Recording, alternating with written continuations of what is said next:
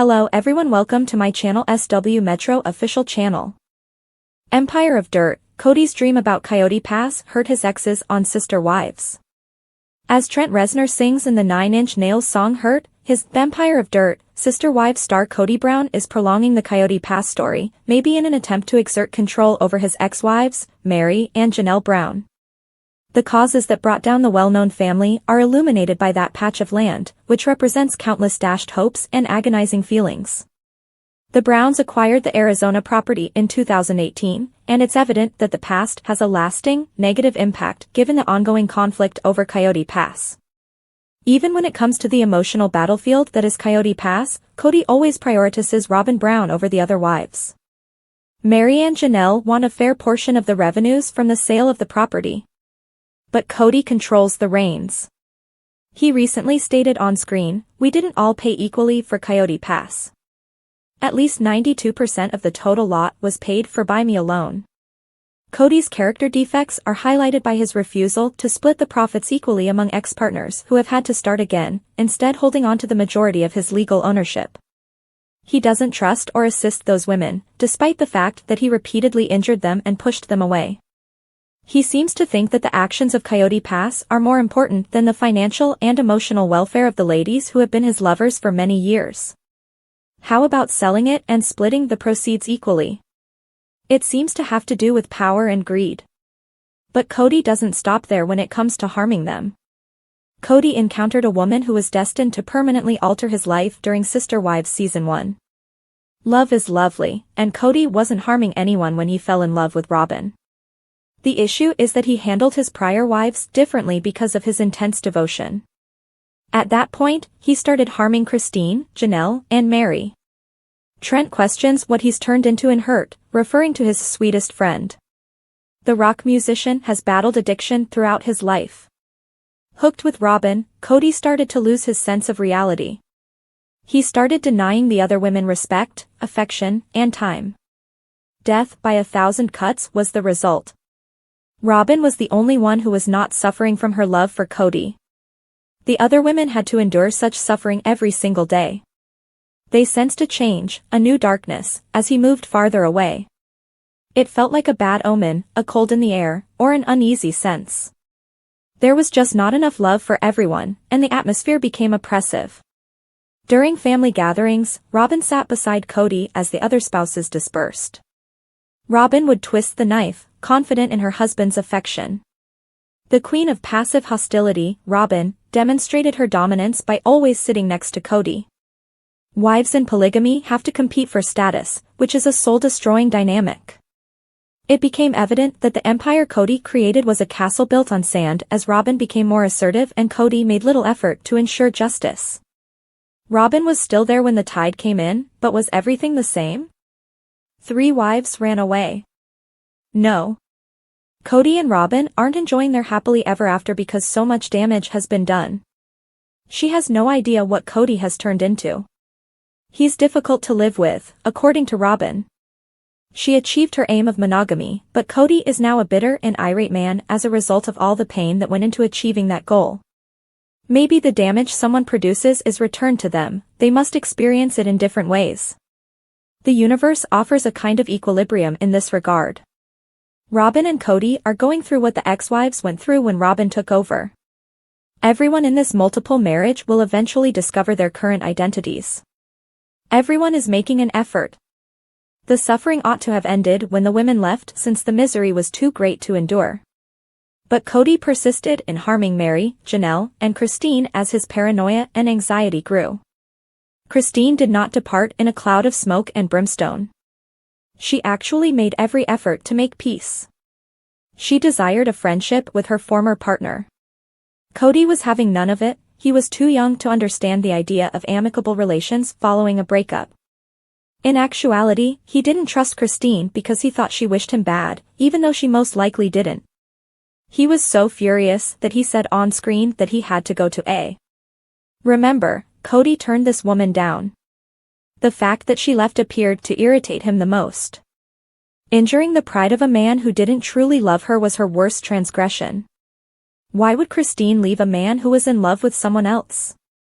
Despite years of suffering, she showed her heart and strength by rising from the ashes following that setback. She was still open to become friends in spite of everything. Kody is the one who was unable to take this risk. He couldn't trust the woman who had abandoned him since he had nothing to offer her. Despite claiming Robin is his genuine love, Kody continues to harm his ex-partners. Why does he always worry about the ones that escaped if that is the case? It appears that he has the ideal life he has always desired. It's the perfect, core family she portrayed, consisting of only him, Robin, and their children. The marriage is conventional. Even now, he plays the victim and even targets Meri rather than attempting to undo all the harm. If he met her on Sister Wives, he felt obliged to tell everyone that he wouldn't date her. Meri isn't a nasty person, but for years she received the least amount of love and respect from Kody. She has changed so much as a person since leaving that awful relationship. She has established a core identity that is unrelated to the grumpy father figure. Meri became someone different and reached a greater plateau in her life as she accepted the fact that her marriage was eternally finished. Kody might attempt to follow suit, but he's stuck in a loop of disparaging the women he once dominated. Maybe what's troubling him most is the loss of control. His passel of women who follow his instructions is no longer with him. Kody can no longer hold them responsible for his troubles. He needs to work on his relationship with Robin without blaming the strain on the now exes. It's telling that Kody has started to have issues with Robin as they've drifted apart. Perhaps he needs to deal with his own problems. Though he undoubtedly loves all of his children, Kody has prioritized Robin over many other significant aspects of his life, including his children from previous marriages. That he lost Garrison Brown is awful. It appeared too horrible to be true, and it was the most terrifying moment in Sister Wives history. When his father, Kody, died, Garrison, who was a great person, was cut off from him. The two might have reconciled at some point. In fact, it's highly probable.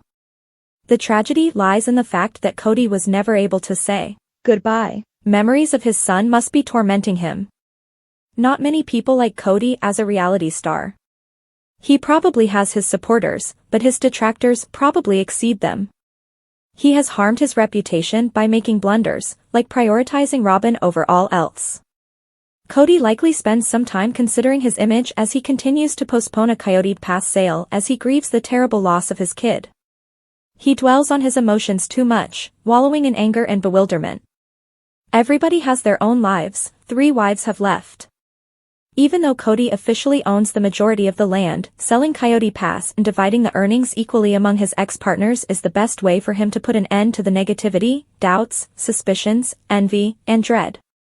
That deed of kindness could make all the difference. Since she broke up with Kody, Janelle has endured the most hardship. She will never be able to move over the loss of her kid, but she is incredibly resilient. It must be terrifying and intimidating for her to be dealing with financial difficulties alone. However, no one's toolkit is better than hers. Because she values herself and has other children to care for, Janelle is able to survive.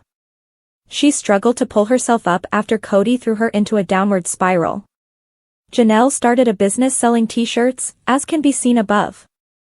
The one with Kody's put-down is the one above. Indeed, he referred to Janelle as the. While many other wives sat at home and did as they pleased, the honest lady who was prepared to work to support the family and occasionally wanted to go camping with her husband is not a Teflon queen. This is just another crude attempt to undermine someone who may be a better person than himself. She's worse, but who can say that? The patriarch is the only one who believes that. His friend Janelle helped him every day. She was kind and faithful. She didn't lose her temper until Kody essentially left her and her kids during the COVID-19 pandemic. Though nothing sticks to her, he believes she commits horrible things. But what has she actually done? She complained about not having any support as a single mother. For a very long time, the pandemic continued. Additionally, she lost the child she attempted to save. Agony, and more pain.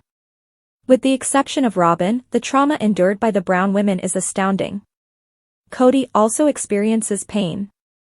Everyone is in pain, even while some of the drama may have been exaggerated for the benefit of the audience. It is clear from the conflicts and estrangements that there are actual problems in this family. The situation won't shift with more vitriol and put-downs. Hurt is a song about pain. It's about accepting, comprehending, and attempting to endure it. It's about doubt and self-loathing. It's a sorrowful, honest, and unvarnished song. In a heartfelt tribute to Trent's incredible inventiveness and integrity, Johnny Cash asked Trent if he could record the song. Kody shouldn't play the victim so frequently, even if everyone has been a victim in some way. Kody has so much more than Trent, who composed Hurt while struggling with an addiction that almost took his life. They can be counted here because Kody doesn't always count his blessings. He has a long-term relationship with his wife, whom he loves. He wouldn't trade her for anybody else, even though it's not perfect. That is something that many individuals lack. Even his alienated family members love him, as do his children. He might enjoy their company and mend those rifts. There are those who desire children yet do not have any. They are an additional boon. Kody may and will purchase another home, even if he listed his fancy home for $1.65 million. Coyote Pass is owned by him at 97%. He is well known. Kody is free. Money cannot make up for the tragedy of his son's passing, therefore, he deserves sympathy. He is surrounded by love, nonetheless. All he has to do is see it clearly and realize how valuable it is. Not recognizing the beauty that surrounds us, the love and the small things, like food on a table or a TV show to watch, causes a great deal of sorrow. Kody's life is becoming too complicated. In order to take a break and enjoy the flowers, he must sell Coyote Pass. He must discover the true meaning of enjoying his loved ones. He must think about the hurt in private and work to mend it. Every day is a gift since life is short. It's about discovering beauty in the most difficult circumstances. It's recognizing God in oneself, in nature, and in other people. Love is God. Kody may transform his empire of dirt into a gleaming kingdom where the sun nearly always shines by concentrating on appreciation. Everything is in the mind. The Sister Wives actor can be happy if he cultivates his softer side. He has a lot of promise. He is only being held back by clinging to Coyote Pass, which is essentially just some dirt, trees, and a pond. Finding inner peace is not a pipe dream, although it can be challenging. It's a result of recognizing the most unique aspects of life. Preview of A Sister Wives, Meri Brown searches for Dream Man. Meri Brown, the star of a new Sister Wives teaser, demonstrates that she is on the prowl as she begins searching for her ideal partner. Meri Brown must make some choices. Meri Brown is setting the stage for her comeback in a new Sister Wives peak. "I'm definitely open to finding a man," she declares. She also communicates to her fans that she has no intention of remaining unmarried indefinitely. But she discusses her dreams with Jen Sullivan. Unquestionably, Meri's plans haven't worked out. "Don't be too hard on yourself." Meri Brown sighs loudly during the Sister Wives teaser. Jen Sullivan, her best friend, saw the stress behind the sigh as soon as she was with her. "I know that sigh," Jen says. "You're like, I don't want to keep doing the B&B, I already know it," Jen continues. Jen seems to be spot on, while Meri acknowledges that, "the B&B was never my dream." Jen sighs and concurs, saying, "It just made sense." Meri appears to reminisce about her attempts to persuade Kody Brown and her sister wives that purchasing the family home was a wise move. They said at the time that Lizzie's could only succeed if it operated as a bed and breakfast. Annie Stevens, the mother of Christine Brown Woolley, was supposed to handle it, but it didn't work out. They were worried that Bonnie Ahlstrom, Meri's mother, would occupy a space that would be profitable if she moved in. Before she passed away, Bonnie was excellent at helping as an innkeeper. Meri admits in the preview that having the house was her desire rather than running a bed and breakfast. Jen encourages her to focus on the future while congratulating her on realizing that desire. Meri Brown is searching for her dream man. "So you got that dream, so what's next?" asks Jen Sullivan. Meri Brown, who is worn out, then says, "Oh, I don't know, I need to find a man." Jen smiles and replies, a dreamy man, with a sparkle in her eyes. Meri concurs wholeheartedly and chuckles as she reiterates that she is seeking a dreamy man. Meri is getting a better grasp of herself, even though her first publicly declared boyfriend, Amos Andrews, didn't work out. She claims that she has been enjoying the experience of meeting new people by going on dates. She enjoys striking up conversations with new men, but she hasn't yet discovered her person. She was still on the search in her most